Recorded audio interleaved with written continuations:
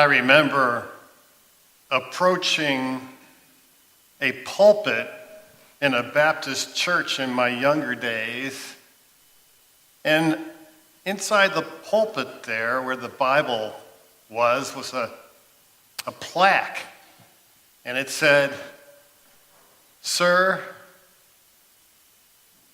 we want to see Jesus." It was a not so subtle way of saying to the preacher, we don't want to hear you. We want to see Jesus. Well, life is often too much about us and too little about Jesus, isn't it? Sir, we want to see Jesus. In the gospel today, we have some Greeks. Who they were Gentiles, Greeks, who actually converted to Judaism. And they heard about what Jesus did in raising Lazarus from the dead, and they saw the triumphant entry into the city, and they said, well, we'd like to check Jesus out. I'd like to have an audience with him. So they go to Philip, and Philip goes to Andrew, and Andrew and Philip come to Jesus, and they said, there are some Greeks out here who'd love to talk to you. And the strangest twist happens here, doesn't it? In the gospel, Jesus just sort of blows them off. Seems like they ignore him, and he started talking about his hour. He said his hour is finally come. You see, throughout the whole gospel, Jesus was saying, my hour is not come, my hour is not come. But at this moment, the hour has come. Something has to happen before we talk to the Greeks. We have to experience what we might call a very Jewish thing, that is the Passover. Now, there have been many, many Passovers, okay? But this is the Passover of all Passovers, the Passover for which all the other Passovers were just a type. Jesus was the only one who knew, in a city crowded with thousands and thousands and thousands of pilgrims, that he was going to be the Passover lamb. He was the liturgical sacrifice.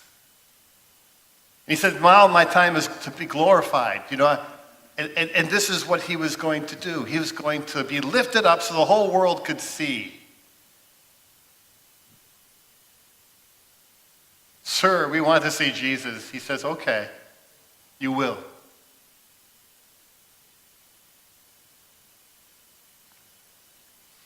Now, in contrast to let's look at Jesus. We have a culture that's a look at me culture. It's narcissistic. You know the story of Narcissus, don't you? Narcissus was the son of a river god and a river nymph, and he was beautiful, and of course he was very proud. Then there was another goddess named Nemesis, who brings retribution to all those who are too proud. And so Nemesis led Narcissus to this pool, and Narcissus looked and saw his reflection. And he fell in love with his reflection, not knowing it was him who's it was his own reflection. And what happened was this. He was unable to leave. He stared at himself till he lost his will to live. He withered and died. And I think in a way this is what's happening to our culture. In a nutshell, social media is a high-tech way of saying, look at me. Now, I know that there's so many good things about Facebook, LinkedIn, Twitter, YouTube, Instagram. I know that there are a lot of good things here. But you know something? I think if we're all really honest about it, it's kind of like we become frogs in a very little pond. And we're constantly croaking, "Look at me, look at me," as if the whole world is watching, right? And we're very selective, aren't we, with what we show of ourselves. We create a false image in our self-promotion. We want people to see us as we would like them to see us, not as we really are. In our little pond, we gaze at ourselves and no longer really live in reality. Are others watching? How many likes did I get on this one?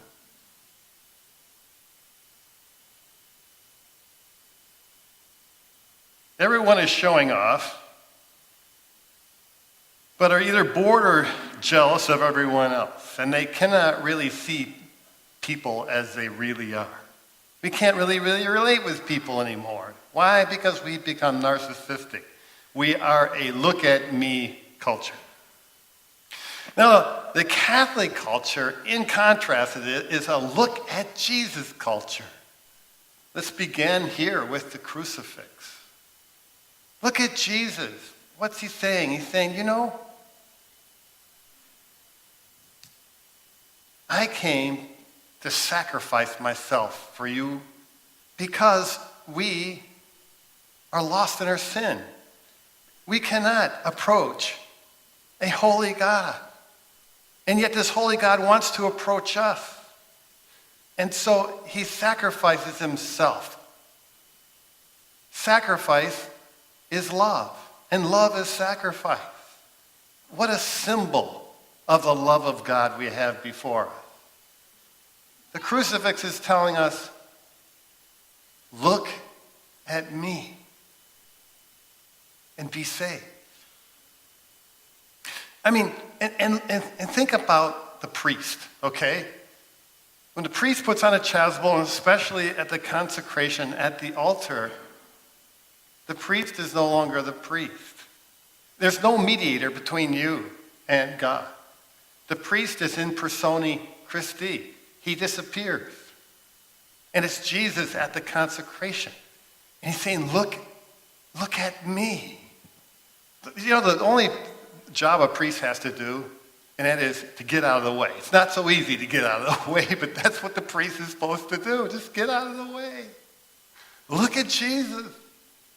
And when the host is elevated, we have a piece of bread, right? What more common thing is there than a common piece of bread, which when consecrated is Jesus? And Jesus is saying, look at me.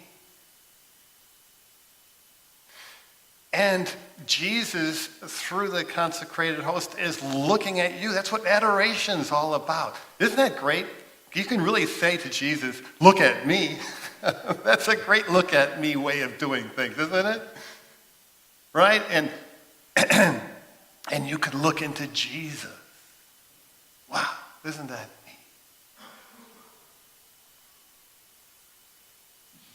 neat? In this verse in the gospel, if anyone serves me, he must follow me.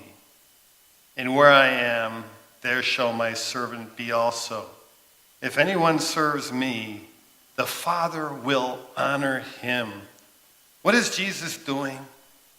He's given us all an invitation. He's inviting us out of this culture of look at me into a culture of look at Jesus.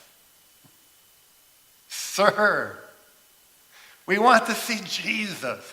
What a joy it is when people look at you and they really see Jesus in you and they say, whoa, there was Jesus. There's nothing more glorious and wonderful in life than that. Sir, we want to see Jesus.